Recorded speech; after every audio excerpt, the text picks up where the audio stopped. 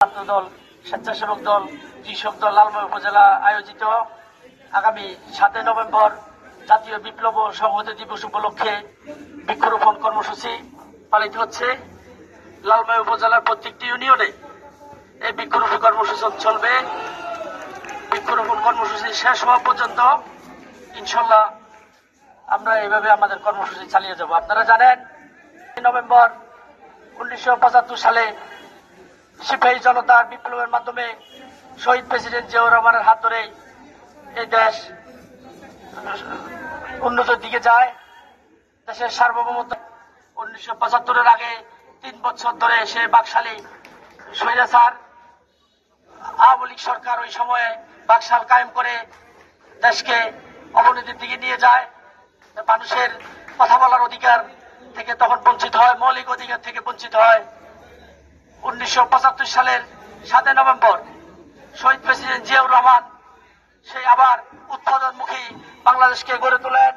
মানুষের মৌলিক অধিকার মানুষ ফিরে পায়, দেশের সার্বভৌমত্ব ফিরে আসে। সেই বিপ্লবের মাধ্যমেই আমরা আমাদের অধিকার ফিরে পাই।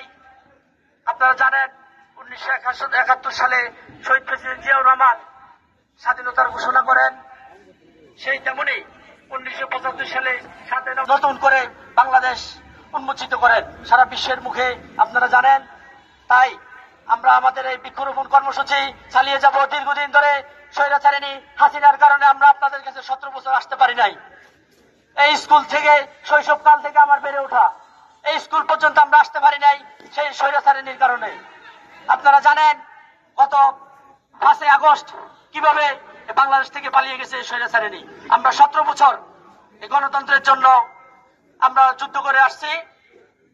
5 আগস্ট সেই ছাত্র জনতা আমরা সহ সর্বোচ্চ ভূমিকা ছিল আমাদের বাংলাদেশ জাতীয়তাবাদী দল, বিভিন্ন অঙ্গ সংগঠনের, দেশ নায়কের তারেক রহমানের নির্দেশনায় আমরা সেই গণতন্ত্রের জন্য লড়াই করে যাচ্ছি।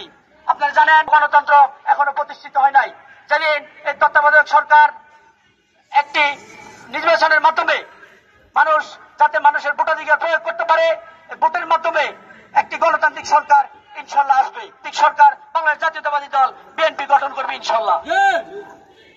আমি শহীদ প্রেসিডেন্ট জিয়াউর রহমানের ওনার কর্মজীবন, ওনাকে নিয়ে আমি ক্ষুদ্র ব্যক্তি হিসেবে শেষ করা যাবে না। আপনারা জানেন, শহীদ প্রেসিডেন্ট জিয়াউর রহমান বাংলাদেশ জাতীয়তাবাদী দল বিএনপির প্রতিষ্ঠাতা। জিয়াউর রহমানকে নিয়ে বলে শেষ করা যাবে না। আমি আমার সংক্ষিপ্ত বক্তব্য এখানে শেষ করলাম। দেশের স্ত্রী বেগম